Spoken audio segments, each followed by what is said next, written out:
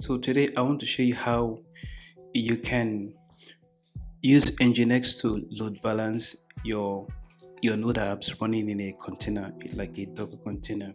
Let's say you have 3, 4, 5, 10 instances of your your your node server running, right?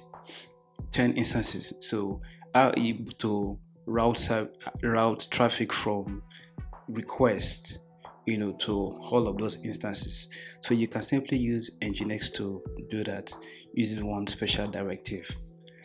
So let's go. So there are a few things we're doing here. We're going to create a simple Express server, nothing serious. We're going to create the Docker file, the Docker compose. We're going to create a simple config file for Nginx. So I'm assuming that you know uh, most of these things, or it's putting them together. And then, of course, you also have to have a Docker running, installed and running on your machine to be able to do this. So we're going to start with the node server, the Express server. So let's add a new file here. Of course, I'm in my VS Code. I'm going to have a new folder here.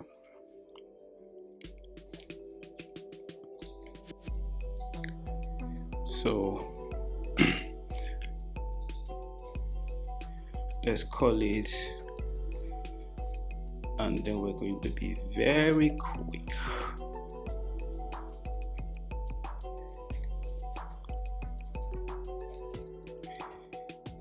So you know this already. We're calling Express. I'm going to copy this and duplicate it. And then I think I just call course here because we'll need course here. So let's call our Express app instantiated sort of. So this is going to be Express, and then let's use our course. So app.use, we're going to call course here.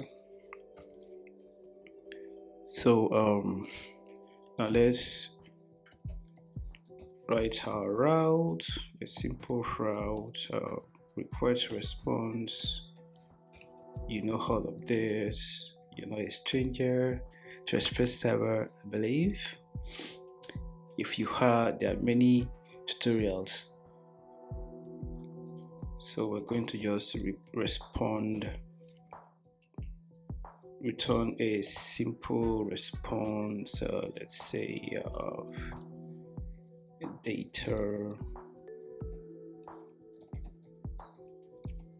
node app, whatever, it doesn't matter. So let's listen.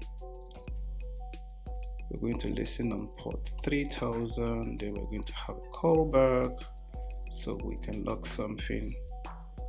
We didn't need this. Let's do everything in line. So sorry guys. So it's going to say listening on port 3000. Let's remove this guy here. I think this guy is good.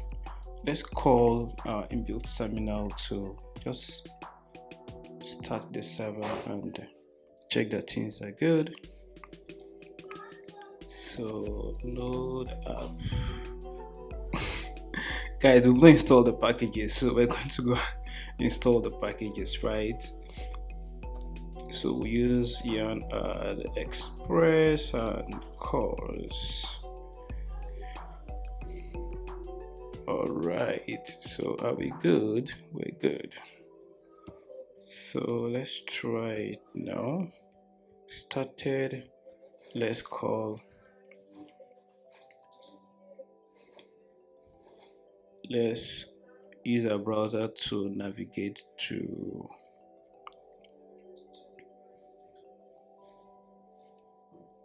localhost 3000.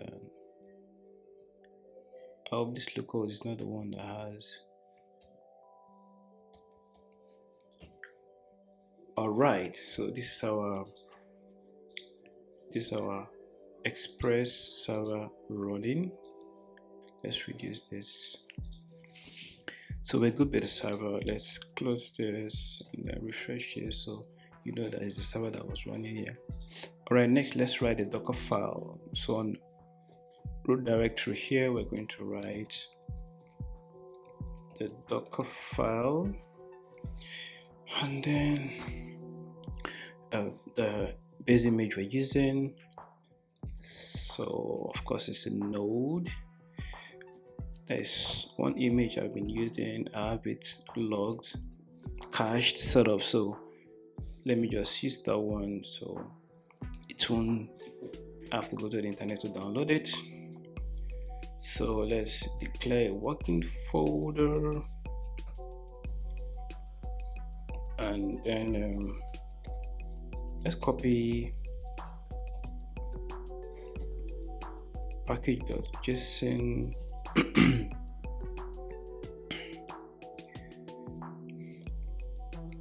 and then what is that we're doing? Well, let's run yarn install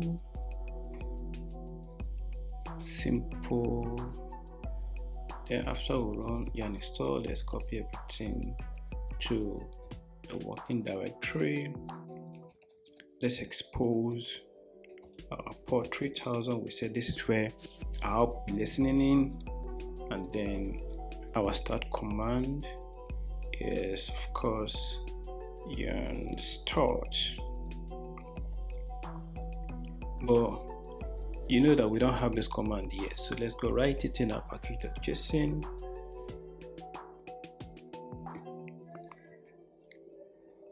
So at the beginning here, let's write the script. VS Code is helping us, which is good. So we're going to do a start command and going to say node what app.js. You know, this is how you start your node app, right? Node and then the name of the start or the entry file. So this should be fine. Let's close this. So now it's time for the Docker file. If you want, we can also just run this container and make sure that things are good, right? Or maybe there's no need for that. Let's just go docker compose. Sorry, we're writing docker compose file, not docker file.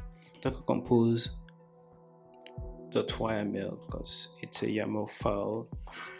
So here you start with version, and let's do version 3, and then you write your services. So we're going to write two services. All right, we're going to run two services: the node service and then the Nginx service.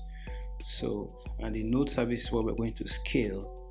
So when we're going to have maybe multiple instances of the node service, and when requests come in from the internet, you're going to be hitting Nginx, and Nginx will now route your request to your node servers, right?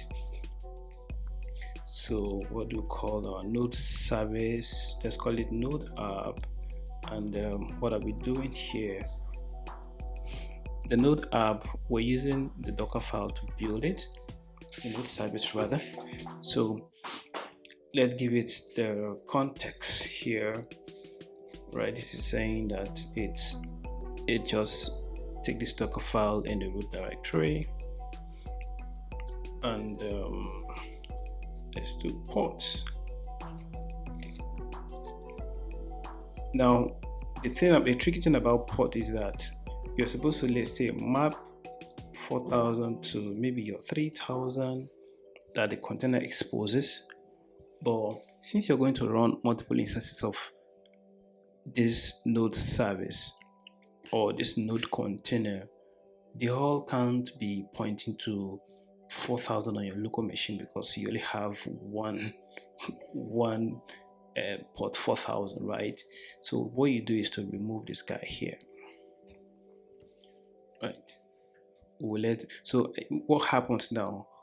It will map to a random port on your machine, and engineers can take care of that. I'll show you.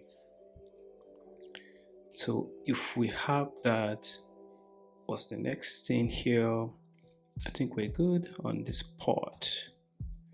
So the next service we're going to call it Nginx, because of course it's Nginx service we're running, and we don't have it in our Docker file, so we're going to pull it from the internet. So what we do is image, and of course we have Nginx image lying there on Docker Hub, I think. So we're going to call the latest one, and now the nice part, we're going to write a volume. So we're going to basically write an Nginx a config file, and then map it to a place, a directory where Nginx is expecting that file to be in. And that's how you're able to load balance your application or your servers, right? Now, if you don't do that, of course, if you just run this now, you know that Nginx would be listening on port 80, your default port, and then second Nginx comes with like a default web page. So if you run this and if you map this to a particular port on your local machine, and then if you go to that port, now you will see Nginx default page. But here we're going to map it to maybe port 80. So let's just do that.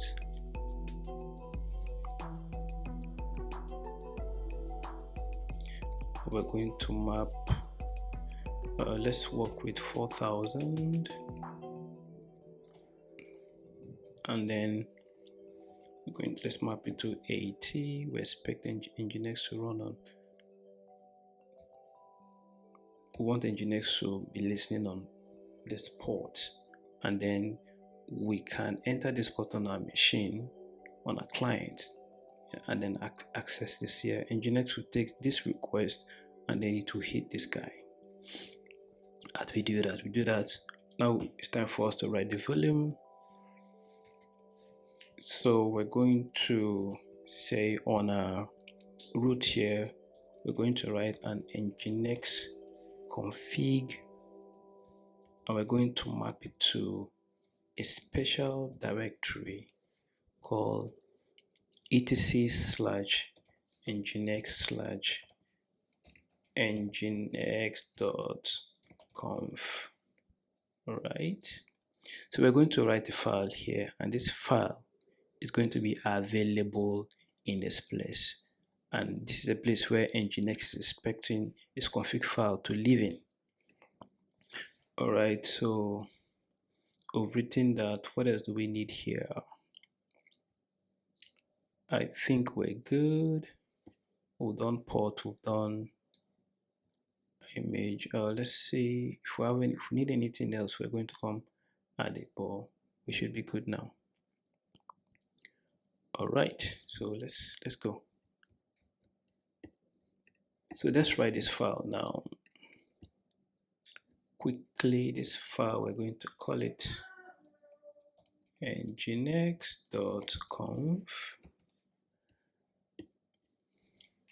and I'm going to start with event. This file is a very sensitive and very unique file. You need to make sure it's written well. I tried it before, and then there is one directive, a block, an event block that you need. I'd already copied it, so I'm just going to paste it in here. Oops. I guess I didn't copy it properly up. So let's go look for it. And I thought I had it.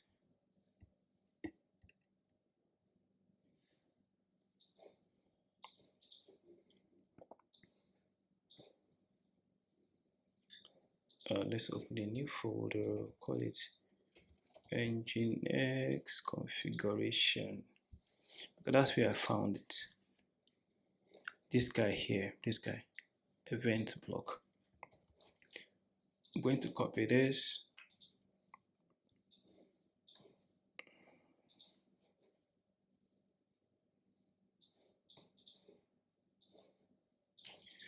I'm going to paste this here, and then I'm going to write my HTTP block. It's going to take the server block. Server block, you're going to have basically two things. The listen, what port are you listening in? We're listening on port 80. All right, that's what we want. That's where we want Nginx to be listening in, and then we're going to write the location. So the location is going to be slash, right? So the root directory, and then it's going to have its own block, and this is where the proxy pass directory comes in. So we're going to write proxy pass slash, now the service that we're running, that we want to route this traffic to. Now usually it's supposed to be IP and then the port, right? But we don't know the name, the IP of the machine. There's going to be multiple, right? So the way we achieve this is by writing the name of the service, and we called it what? We called it node app here. So we'll put node app here.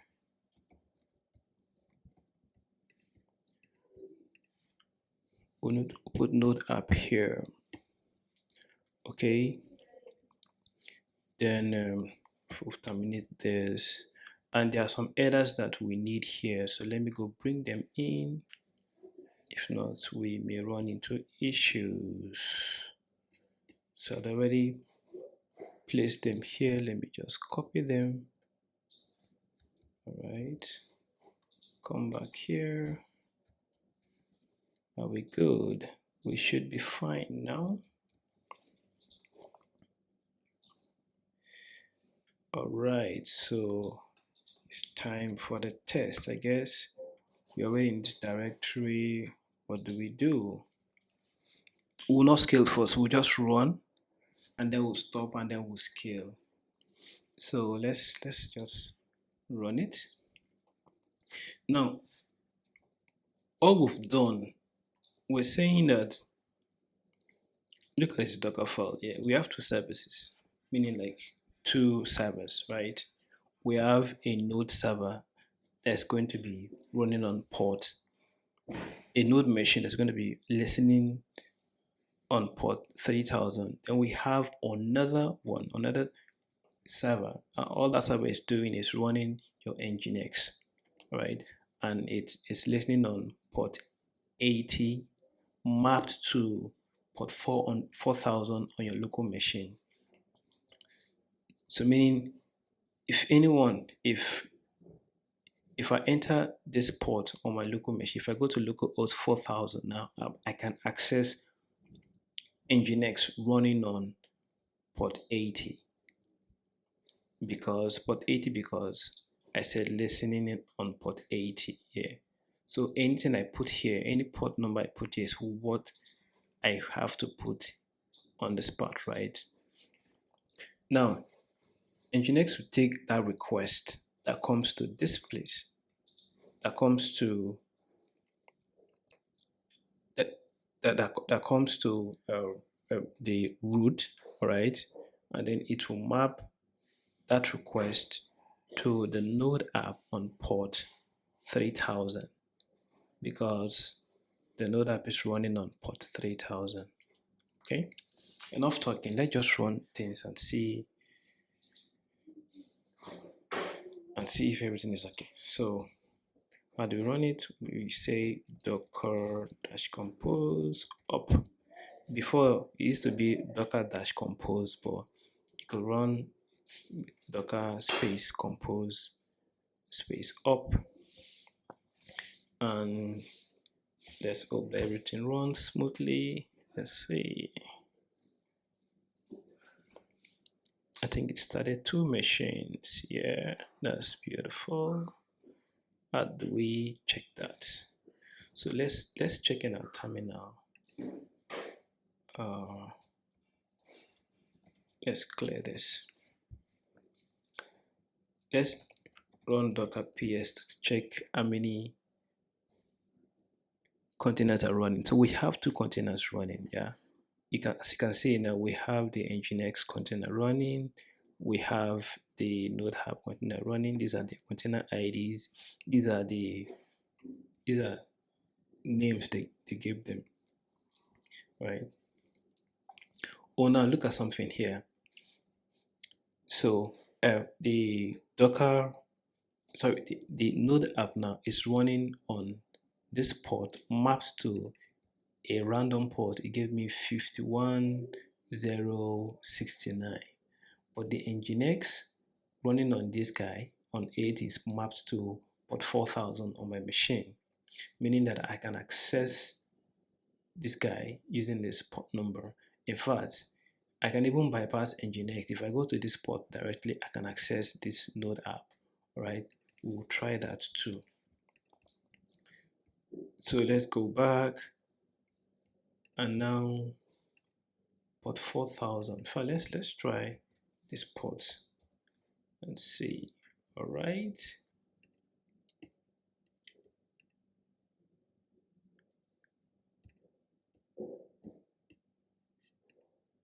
Okay, I'm seeing something here that I didn't expect, meaning it used a previous image I built, right? Because I just said, what was it? What we said? What are we returning on this file? We said node app, not even node server. So this is not correct.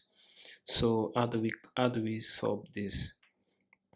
We're going to stop these two machines. We're going to copy their IDs.